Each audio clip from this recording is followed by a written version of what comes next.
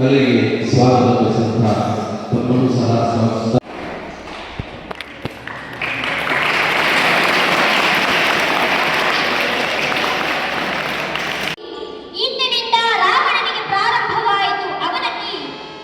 ಹೋಗಿ ಬಾ, ನಿನಗೆ ಮಂಗಳವಾಗಲಿ ಎಂದು ಹೇಳಿದ್ದಾಳಂತೆ. ಮಾರುತಿ ಆ ಊರನ್ನೆಲ್ಲ ನೋಡ್ತಾ ಬರ್ತಿದ್ದಾನಂತೆ. ಬಹುವಿಧವಾದಂತ ಇಲ್ಲಿರುವ ಕೋಟೆ ಕೊತ್ತಲೆಗಳನ್ನು ಕಂಡ. ಸೀತಾಮಾತೆ ಎಲ್ಲಿದ್ದಾಳೆ ಎಂಬುದಾಗಿ ಹುಡುಕಾಡುತ್ತಾ ಬಂದ.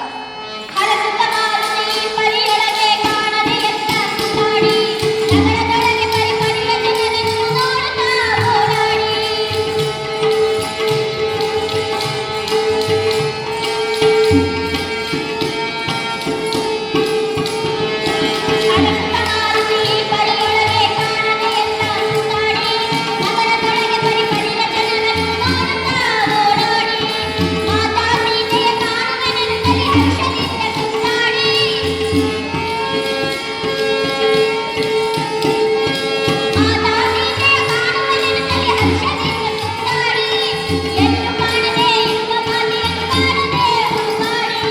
ಉಳಿಯುತ್ತದೆ.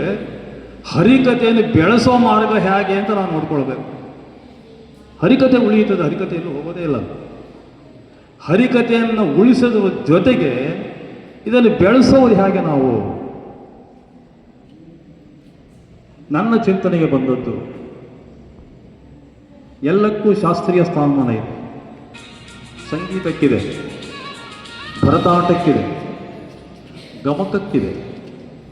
ಸಂಗೀತವನ್ನು ಕರ್ನಾಟಕ ಶಾಸ್ತ್ರೀಯ ಸಂಗೀತ ಅಂತ ನಾವು ಕರೀತಾ ಇದ್ದೇವೆ. ಭರತನಾಟ್ಯವನ್ನು ಕರ್ನಾಟಕ ಶಾಸ್ತ್ರೀಯ ಭರತನಾಟ್ಯ ಅಂತ ಕರೀತಾ ಇದ್ದೇವೆ. ಗಮಕಕ್ಕೂ ಈಗ ಗಮಕ ಕಲಾ ಪರಿಷತ್ತು ಕೂಡ ಶಾಸ್ತ್ರೀಯ ಸ್ಥಾನಮಾನವನ್ನು ಕೊಟ್ಟು ಪರೀಕ್ಷೆಗಳ ಮುಖಾಂತರವಾಗಿ ಪ್ರಥಮ, ದ್ವಿತೀಯ, ವಿದ್ವತ್ ಅಂತಕ್ಕಂಥ ಪರೀಕ್ಷೆಗಳನ್ನು ಮಾಡ್ತಾ ಇದ್ದಾರೆ. ಹರಿಕಥೆಗೇನು ಮಾನದಂಡ? ನಾವು ಮುಗ್ಗರಿಸಿರೋದು ಇಲ್ಲಿ. ಹರಿಕಥೆಗೆ ಏನು ಮಾನದಂಡ ಇದೆ? ಟೆಕ್ಸ್ಟ್ ಏನಿದೆ ಹರಿಕಥೆಗೆ? ನಾವೇನು ಮಾಡಿದ್ದೇವೆ ಹರಿಕಥೆಯನ್ನು ಅಂದರೆ, ಫೌಂಡೇಶನ್ನೇ ಇಲ್ಲದೆ ಇರತಕ್ಕಂಥ ಸೌಧ ಕಟ್ಟಿದ್ದೇವೆ. ಈಗ ಫೌಂಡೇಶನ್ನೇ ಇಲ್ಲ ಅದಕ್ಕೆ. ನಾನು ಮಾಡಿದ್ದೆ ಸರಿ, ಅದಕ್ಕೆ ನಾನೇನು ಮಾಡಿದೆ ಸರಿ, ಅದು ಇನ್ನೊಬ್ಬರು ಏನು ಮಾಡ್ತಾರೆ ಸರಿ ಅಲ್ಲ. ಅಲ್ಲೇ ನಾವು ಮುಗ್ಗರಿಸಿರೋದು. ಶಾಸ್ತ್ರೀಯ ಸಂಗೀತಕ್ಕೆ ಕರ್ನಾಟಕ ಸಂಗೀತ ಪಿತಾಮಹರಾಗಿರ್ತಕ್ಕಂತಹ ಪುರಂದರದಾಸರು ಸರಿಯಾದ ಬೇಸ್ ಹಾಕಿದ್ದಾರೆ. ಪಿಳ್ಳಾರಿ ಗೀತೆಗಳನ್ನು ಹಾಕಿದ್ದಾರೆ. ಅದನ್ನು ಅಭ್ಯಾಸ ಮಾಡಲೇಬೇಕು. ಅಲ್ಲಿಂದ ಮುಂದಕ್ಕೆ ಹೋಗಬೇಕು. ಅದು ಜೂನಿಯರು, ಸೀನಿಯರು, ಅದಕ್ಕೆಲ್ಲ ಸಿಲೆಬಸ್ ಮಾಡಿಟ್ಟಿದ್ದಾರೆ. ಇಂಥ ರಾಗದಲ್ಲೇ ನಿಬಂಧನೆ ಮಾಡಬೇಕು ಅಂತ ನಿಬಂಧನೆ ಮಾಡಿದ್ದಾರೆ. ನಮ್ಗೆ ಯಾವ ನಿಬಂಧನೆ ಇದೆ? ನಮಗೆ ನಮ್ಮ ವೇಷಭೂಷಣಗಳಿಗೆ ನಮಗೆ ನಿಬಂಧನೆ ಇಲ್ಲ. ಪ್ಯಾಂಟ್ ಹಾಕೊಂಡು ಹರಿಕಥೆ ಮಾಡ್ತಕ್ಕಂಥ ಕಾಲ ಬಂದಿದೆ. ಪ್ಯಾಂಟ್ ಹಾಕೊಂಡು ಹರಿಕಥೆ ಮಾಡ್ತಾರೆ, ನಾನು ನೋಡಿದ್ದೇನೆ. ಕೂಲಿಂಗ್ ಗ್ಲಾಸ್ ಹಾಕೊಂಡು ಹರಿಕಥೆ ಮಾಡ್ತಾರೆ, ಕೋಟ್ ಹಾಕೊಂಡು ಹರಿಕಥೆ ಮಾಡ್ತಾರೆ. ಅದೊಂದು ಯೂನಿಫಾರ್ಮಿಟಿ ಬೇಕು. ಅವರೊಂದು ಕೀರ್ತನಕಾರನ ನೋಡಿದ ಕ್ಷಣ ಗೌರವ ಬರಬೇಕು ನಮಗೆ ಸಮಾಜದಲ್ಲಿ. ಕಳೆದ 1.5 ವರ್ಷಗಳಿಂದ ನಿರಂತರವಾಗಿ ಕರ್ನಾಟಕ ಸಂಗೀತ ನೃತ್ಯ ಅಕಾಡೆಮಿ ವಿವಿಧ ಕ್ಷೇತ್ರಗಳಲ್ಲಿ ಪರಿಣಿತಿ ಹೊಂದಿರತಕ್ಕಂಥ ಕಲಾವಿದರನ್ನು ಕರೆದು ಆಯ್ಕೆ ಮಾಡಿ ಬೇರೆ ಬೇರೆ ಊರುಗಳಲ್ಲಿ ಕಾರ್ಯಕ್ರಮವನ್ನು ಆಯೋಜನೆ ಮಾಡಲಾಗಿತ್ತು. ಆದರೆ ಈ ವರ್ಷ ವಿಶೇಷವಾಗಿ ಕಾರ್ಯಕ್ರಮವನ್ನು ನಾವು ಆಯೋಜನೆ ಮಾಡಬೇಕು ಅನ್ನೋ ಸದುದ್ದೇಶದಿಂದ ನಮ್ಮ ಕರ್ನಾಟಕ ಸಂಗೀತ ನೃತ್ಯ ಅಕಾಡೆಮಿಯ ಸದಸ್ಯರು ಎಲ್ಲರೂ ಸೇರಿ ಮಾನ್ಯ ಅಧ್ಯಕ್ಷರ ಸಾರಥ್ಯದಲ್ಲಿ ಇವತ್ತು ಕರ್ನಾಟಕದ ಒಂದು ನಶಿಸಿ ಹೋಗುತ್ತೆ ಅನ್ನುವಂಥ ಆತಂಕದಲ್ಲಿರುವ ಕಲೆ ಅಂದರೆ ಕಥಾಕೀರ್ತನ ಮತ್ತು ಗಮಕ. ಆ ಕಥಾಕೀರ್ತನ ಕಲೆಯನ್ನು ತುಂಬ ಜನ ಹಿರಿಯರು ನಮಗೆ ಬಿಟ್ಕೊಟ್ಟು ಹೋಗಿದ್ದಾರೆ. ಗುರುರಾಜ ನಾಡು ಇರ್ಬೋದು, ಅಚ್ಯುತದಾಸರು, ಕೇಶವ ಮತ್ತು ಬೇರೆ ಬೇರೆ ದಾಸರುಗಳು, ಮಾಲು ಸಣ್ಣಪ್ಪನವರಿಂದ ಹಿಡಿದು ಅತ್ಯುತ್ತಮವಾಗಿರುವಂಥ ಕಲೆಯನ್ನು ಬೆಳೆಸಿ ಹೋಗಿದ್ದಾರೆ. ಆ ನಶಿಸಿ ಹೋಗುತ್ತೆ ಅನ್ನುವಂಥ ಆತಂಕದೊಂದಿಗೆ ನಾವು ಈ ಕಲೆಯನ್ನು ಉಳಿಸಬೇಕು ಅನ್ನುವ ಸದುದ್ದೇಶದಿಂದ ನಮ್ಮ ಕರ್ನಾಟಕ ಸರ್ಕಾರದ ಅಡಿಯಲ್ಲಿ ಬರುವಂಥ ಕನ್ನಡ ಮತ್ತು ಸಂಸ್ಕೃತಿ ಇಲಾಖೆಯಲ್ಲಿರ್ತಕ್ಕಂಥ ಕರ್ನಾಟಕ ಸಂಗೀತ ಮತ್ತು ನೃತ್ಯ ಅಕಾಡೆಮಿ ಕಥಾಕೀರ್ತನಕ್ಕೆ ಒಂದು ಮೆರುಗನ್ನು ಕೊಡಬೇಕು ಅಂತ ಹೇಳಿ ಮಕ್ಕಳಿಗೆ ವಿಶೇಷವಾಗಿ ಕಥೆಯನ್ನು ಕಲಿಸಿ ಅವರಿಗೆ ಟ್ರೈನಿಂಗ್ ಕೊಟ್ಟು ಮಂಡ್ಯ ಜಿಲ್ಲೆಯಲ್ಲಿ ಬೇರೆ ಬೇರೆ ಊರುಗಳಲ್ಲಿ ಈಗಾಗಲೇ ಬೆಳಗ್ಗೆ KR ಸಾಗರದ ಸರ್ಕಾರಿ ಪದವಿ ಪೂರ್ವ ಕಾಲೇಜಿನಲ್ಲಿ ಕುಮಾರಿ ಮೋನಿಕಾ ಅನ್ನುವ ಹುಡುಗಿ 6ನೇ ತರಗತಿ ವಿದ್ಯಾರ್ಥಿನಿ ಹೊಸದಾಗಿ ಕನಕದಾಸರ ಕಥೆಯನ್ನು ಕಲಿತು ಪ್ರಸ್ತುತಪಡಿಸಿದೆ. ಈಗ ಮತ್ತೊಂದು ಕಥಾಕೀರ್ತನವನ್ನು ನಾವು ಈಗಾಗಲೇ ನೋಡ್ತಾ ಇದ್ದೇವೆ, ಮಾರುತಿ ವಿಜಯವನ್ನು. ಸಂಜೆ ಕನ್ನಡವೇ ಬರದೇ ಇರತಕ್ಕಂಥ ತಮಿಳು ಭಾಷೆಯ ಒಂದು ಹುಡುಗಿಗೆ ಕನ್ನಡವನ್ನು ಕಲಿಸಿ ಸಂಗೀತ ಮತ್ತು ಹರಿಕಥೆಯನ್ನು ಕಲಿಸಿ ಆ ಹುಡುಗಿಗೂ ಸಹ ಪುರಂದರದಾಸರ ಕಥೆಯನ್ನು ಮಂಡ್ಯ ಜಿಲ್ಲೆಯ ದಾಸರಾಗಿರುವಂಥ ಸಚಿನ್ ದಾಸರು ಟ್ರೈನಿಂಗ್ ಮಾಡಿಕೊಟ್ಟು ಆ ಮಕ್ಕಳಿಗೆ ಇವತ್ತು ಕಾರ್ಯಕ್ರಮವನ್ನು ಮಾಡಲಿಕ್ಕೆ. ನಾನು ರಾಜಪ್ಪ ಕೋಲಾರ ಅಂತ, ಮೂಲತಃ ಹಾಡುಗಾರ, ರಂಗಭೂಮಿ ಕಲಾವಿದ. ಈಗ ಸಂಗೀತ ಮತ್ತು ನೃತ್ಯ ಅಕಾಡೆಮಿಯ ಸದಸ್ಯರನ್ನಾಗಿ ನನ್ನನ್ನು ರಾಜ್ಯ ಸರ್ಕಾರ ಆಯ್ಕೆ ಮಾಡಿದೆ. ಇವತ್ತು ನಡೀತಾ ಇರೋಂಥ ವಿಶೇಷವಾದಂಥ ಕಾರ್ಯಕ್ರಮ ಕಿಶೋರ ಕೀರ್ತನ ಸಂಬಂಧಪಟ್ಟಂಥದ್ದು, ಕಥಾಕೀರ್ತನಕ್ಕೆ ಸಂಬಂಧಪಟ್ಟಂಥ ಒಂದು ವಿಶೇಷವಾದಂಥ ಕಾರ್ಯಕ್ರಮ. ಈಗ ಇದರ ಅವಶ್ಯಕತೆ ಏನು ಅನ್ನೋದರ ಬಗ್ಗೆ ಈಗಾಗಲೇ ನಮ್ಮ ಸ್ನೇಹಿತರು ಹೇಳಿದ್ದಾರೆ. ಮೊದಲು ಈ ಪಾರಂಪರಿಕವಾದಂಥ ಕಲೆ ಪ್ರಾರಂಭ ಆಗಿದ್ದೇ ನಮ್ಮ ಭಾರತದ ಅತ್ಯಂತ ಉತ್ಕೃಷ್ಟವಾದಂಥ ರಾಮಾಯಣ ಮತ್ತು ಮಹಾಭಾರತ ಕಾವ್ಯಗಳನ್ನು ಪಠನೆ ಮಾಡುವುದರ ಮೂಲಕ ಅದನ್ನು ಹೇಗೆ ಜನರಿಗೆ ತಲುಪಿಸಬೇಕು ಅನ್ನೋ ಕಾಯಕಕ್ಕೋಸ್ಕರ ಈ ಒಂದು ಪ್ರಕಾರ ಮೂಲತಃ ಒಂದು ಕ್ರಿಸ್ತಪೂರ್ವ 1 ಮತ್ತು 2ನೇ ಶತಮಾನದಿಂದ ಇದು ಪ್ರಾರಂಭ ಆಯಿತು. ಆದರೆ ಈಗ ಈ ಕಲೆಯ ಅವಶ್ಯಕತೆ ಭಾಳ ಇದೆ. ಈಗ ನಮಗೆ ಈಗ ಬಂದಿರುವಂಥ ಆಧುನಿಕ ಏನು ಮೊಬೈಲ್ ಮತ್ತು ಟಿ ವಿ ಈ ಥರದ ಇವುಗಳ ಮಾಧ್ಯಮಗಳ ಮಧ್ಯೆ ಜನರು ಓದೋದನ್ನು ನಿಲ್ಲಿಸ್ಬಿಟ್ಟಿದ್ದಾರೆ. ಕಾವ್ಯಗಳ ಬಗ್ಗೆ, ಕವಿತೆಗಳ ಬಗ್ಗೆ, ಕವಿಗಳ ಬಗ್ಗೆ ತಿಳ್ಕೊಳ್ಳೋದೇ ನಿಲ್ಲಿಸ್ಬಿಟ್ಟಿದ್ದಾರೆ. ಈ ಕಥಾಕೀರ್ತನ ಅಂತಕ್ಕಂಥ ಪ್ರಕಾರದಿಂದ ಏನಾಗ್ತದಂದರೆ ಒಂದೇ ಒಂದು 10 ನಿಮಿಷದೊಳಗಡೆ ಒಬ್ಬ ಕವಿಯ ಬಗ್ಗೆ, ಆತನು ಬರೆದಿರುವಂಥ ಕಾದಂಬರಿ ಬಗ್ಗೆ ಒಂದು ಜಿಸ್ಟ್ ಮಾಡಿಕೊಂಡು ಜನರಿಗೆ ಪರಿಚಯಿಸೋದಕ್ಕೆ ಸಾಧ್ಯ ಇದೆ. ಈಗೇನು ಮೊದಲು ಕಥಾಕೀರ್ತನದಲ್ಲಿ 3 ಭಾಗ ಇದೆ. ಒಂದು ಹರಿಕತೆ, ಇನ್ನೊಂದು ಶಿವಕಥೆ, ಇನ್ನೊಂದು ಜನಕಥೆ ಅಂತ. ಇವತ್ತು ಜನಕಥೆಗೆ ಬದಲು, ಶಿವಕಥೆಗೆ ಬದಲು, ಹರಿಕಥೆಗೆ ಬದಲು ನಮ್ಮಲ್ಲಿರುವಂಥ ಸಾಮಾನ್ಯ ಸಮಸ್ಯೆಗಳನ್ನು, ಸಾಮಾಜಿಕ ಸಮಸ್ಯೆಗಳನ್ನು, ಜನರಿಗೆ ಬೇಕಾಗಿರುವಂಥ ಮಾಹಿತಿಯನ್ನು, ತಿಳುವಳಿಕೆಯನ್ನು ಕೊಡಲಿಕ್ಕೆ ಜನಕಥಾ ಕೀರ್ತನೆ ಅಂತಕ್ಕಂಥ ಪ್ರಕಾರವನ್ನು ನಾವು ಇವತ್ತು ಯೋಚನೆ ಮಾಡ್ತಾಯಿದ್ದೀವಿ. ಆ ನಿಟ್ಟಿನಲ್ಲಿ ಪ್ರಾರಂಭಿಕವಾದಂಥ ಪ್ರಯೋಗ ಇವತ್ತು ನಾವು ಮಾಡ್ತಾಯಿದ್ದೀವಿ.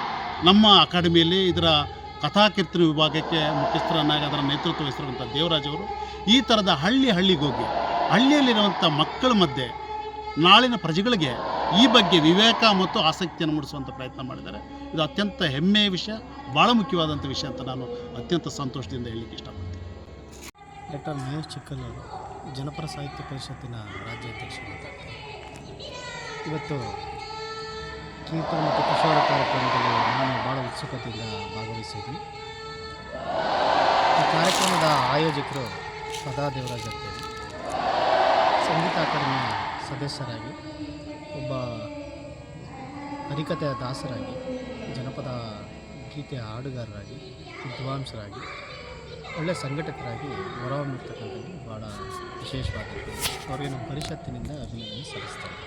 ಯಾಕೆಂದರೆ ನಾಡಿನಾದ್ಯಂತ ಮೂಲೆ ಮೂಲೆಗಳಲ್ಲೂ ಸಹ ಇವತ್ತು ಎಲ್ಲೋ ಒಂದು ಕಡೆ ದಾಸ ಸಾಹಿತ್ಯ, ವಚನ ಸಾಹಿತ್ಯ, ಜನಪದ ಸಾಹಿತ್ಯ ಈ ಕಡೆ ಜನರು ಒಲವನ್ನು ತೋರ್ತಾ ಇದ್ದಾರೆ ಅಂತಕ್ಕಂಥದ್ದನ್ನು ವೇದಿಕೆ ಪ್ರಶಸ್ತಪಡಿಸ್ತಾ ಇದ್ದಾರೆ. ಅಲ್ಲದೆ ಇವತ್ತೇನಾಗ್ತಿದೆ, ಮೊಬೈಲು ಹಾವಳಿಯಲ್ಲಿ ಮತ್ತು ಇವತ್ತಿನ ಸಾಮಾಜಿಕ ಜಾಲತಾಣಗಳ ಹಿನ್ನೆಲೆಯಲ್ಲಿ ಈಗ ಹುಟ್ಟಿದ ಮಕ್ಕಳು ಸಹ ಮೊಬೈಲಿಗೆ ಅಡಿಕ್ಟ್ ಆಗ್ತಾ ಇದ್ದಾರೆ. ಅಂಥ ಸಂದರ್ಭದಲ್ಲಿ ಮಕ್ಕಳೇ ಅಡಿಕ್ಟ್ ಆಗ್ತಾ ಇದ್ದಾರೆ ಅಂತಕ್ಕಂಥದ್ದು ಬಹಳ ನೋವಿನ ಸಂಗತಿ. ಅಲ್ಲದೆ ದೊಡ್ಡ ದೊಡ್ಡ ಯುವಕರು, ವೃದ್ಧರು, ಒಟ್ಟಾರೆ ಎಲ್ಲ ಇಡೀ ಜನ ಸಮುದಾಯವೇ ಮೊಬೈಲ್ ಕಡೆ ಮಾರು ಹೋಗ್ತಾ ಇದೆ. ಯಾಕೆ ಏನು ಅಂತಕ್ಕಂಥದ್ದು ಪ್ರಶ್ನೆಗಳನ್ನು ನಾವು ಹಾಕ್ಕೊಂಡಾಗ ಹಲವಾರು ಕಾರಣಗಳಿದ್ದಾವೆ. ಆದರೆ ಮೊಬೈಲ್ ಅಂತಕ್ಕಂಥದ್ದು ಕೆಟ್ಟದ್ದು ಇದೆ, ಒಳ್ಳೆಯದು ಇದೆ. ಆದರೆ ತುಂಬ ಕೆಟ್ಟದ ಕಡೆಗೆ ಎಲ್ಲರ ಮನಸ್ಸು ವಾಲ್ತಾ ಇದೆ. ಅಂತಹ ಸಂದರ್ಭದಲ್ಲಿ ಇವತ್ತು ಜನಪದ ಸಾಹಿತ್ಯವನ್ನು, ವಚನ ಸಾಹಿತ್ಯವನ್ನು, ದಾಸ ಸಾಹಿತ್ಯವನ್ನು ಜನರಿಗೆ ಪರಿಚಯಿಸುವಂತಹ ಅನಿವಾರ್ಯತೆ ನಮ್ಮ ಸಂಘಟನೆಗಳಿಗೆ. ಧನಂಜಯ, ಅಧ್ಯಕ್ಷರು, ಕರ್ನಾಟಕ ಸಂಗೀತ ನೃತ್ಯ ಅಕಾಡೆಮಿ. ಇವತ್ತು ನಮ್ಮ ಅಕಾಡೆಮಿಯ ಒಂದು ಕಥಾಕೀರ್ತನವನ್ನು, ಈ ಕಲೆನ ಬೆಳೆಸೋದಕ್ಕೋಸ್ಕರ, ಪ್ರೋತ್ಸಾಹಿಸೋದಕ್ಕೋಸ್ಕರ ಇವತ್ತು ಡಿಸೆಂಬರ್ 10 ಮಂಡ್ಯ ಜಿಲ್ಲೆಯಲ್ಲಿ ಕಿಶೋರ ಕೀರ್ತನ ಸಂಕೀರ್ತನ ಅಂತ ಕಾರ್ಯಕ್ರಮ ಹಮ್ಮಿಕೊಂಡಿದ್ದೀವಿ. ಈಗ 2ನೇ ಕಾರ್ಯಕ್ರಮ ಇಲ್ಲಿ ಗೆಜ್ಜಲ್ಗೆರೆಯ ಒಂದು ಮೊರಾರ್ಜಿ ದೇಸಾಯಿ ವಸತಿ ಶಾಲೆಯಲ್ಲಿ ಹಮ್ಮಿಕೊಂಡಿದ್ವಿ.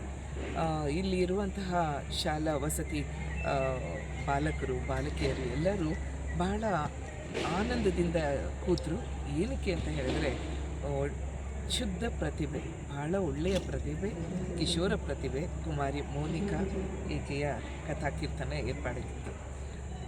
ಮಾರುತಿ ವಿಜಯ ಅನ್ನೋ ಒಂದು ಕಥಾಪ್ರಸಂಗವನ್ನು ಬಹಳ ಸುಲಲಿತವಾಗಿ, ಬಹಳ ಮೋಜು ಬರೀತ, ಹಾಗೆ ಏನೋ ಒಂದು ಮಾಯಾ ಲೋಕದಲ್ಲಿದ್ವೇನೋ ಆ ಒಂದು ಕತೆ ಕೇಳ್ತಾ ಅನ್ನೋ ಹಾಗೆ ಅಷ್ಟು ಸುಂದರವಾಗಿ ಒಂದು ಕಥಾಕೀರ್ತನೆ ಮಾಡಿದ್ದೆ ಈ ಮಗು. ನಮಗೆ ಸಂಗೀತ ನೃತ್ಯ ಅಕಾಡೆಮಿಯಿಂದ ಎಷ್ಟು ಸಂತೋಷ ಆಗುತ್ತೆ ಅಂತ ಹೇಳಿದ್ರೆ, ಇದು ಎಷ್ಟೋ ಜನ ಮಾತಾಡಬೇಕಾದ್ರೆ ನಶಿಸಿ ಹೋಗುತ್ತಿರುವ ಕಲೆ ಅಂತಾರೆ. ಆದರೆ ನಾವು ಖಂಡಿತ ಆ ಒಂದು ಪದನ ಬಳಕೆ ಮಾಡೋದಕ್ಕೆ ಇಷ್ಟ ಇಲ್ಲ. ಯಾಕೆ ಅಂತ ಹೇಳಿದ್ರೆ ಖಂಡಿತ ಇದು ಎಲ್ಲರಿಗೂ ತಲುಪಬೇಕಾದಂತಹ ಕಲೆ. ಆಮೇಲೆ ಎಷ್ಟೋ ವರ್ಷಗಳಿಂದ ಬಂದಿರುವಂತಹ ಈ ದೈವಿಕ ಕಲೆ ಮುಂದೆ ಕೂಡ ಸಾಕಷ್ಟು ಪ್ರತಿಭೆಗಳು ಉದಯೋನ್ಮುಖವಾಗಿ ಬೆಳೆದು ಈ ಕಲೆಯ ಒಂದು ಮುಂದುವರಿಕೆಗೆ ಆಶಾದಾಯಕವಾಗಿ ಬೆಳೀತಾರೆ ಅಂತ ಬಿಟ್ಟು ನಂಬಿದ್ದೇವೆ. ನಾವು ಸಂಗೀತ ನೃತ್ಯ ಅಕಾಡೆಮಿಯಿಂದ ಸಾಕಷ್ಟು ಈ ಒಂದು ಕಲೆಯ ಪ್ರೋತ್ಸಾಹಕ್ಕೆ ನಿರಂತರವಾಗಿ ದುಡಿತಾ ಇದ್ವಿ. ತಮ್ಮೆಲ್ಲರ ಪ್ರೋತ್ಸಾಹ ಕೂಡ ಇರಲಿ. ಈ ಕಲೆಯನ್ನು ಉಳಿಸೋಣ, ಬೆಳೆಸೋಣ. ನಮಸ್ಕಾರ. ನಮಸ್ಕಾರ. ನಾವು ಕನ್ನಡ ಶೆಫಿ, ಸ್ವರಾಜ್ ಎಕ್ಸ್ಪ್ರೆಸ್ ಸುದ್ದಿವಾಹಿನಿಯ ಕರ್ನಾಟಕ ಮಾಲೀಕರು. ವಿಚಾರ ಇವತ್ತು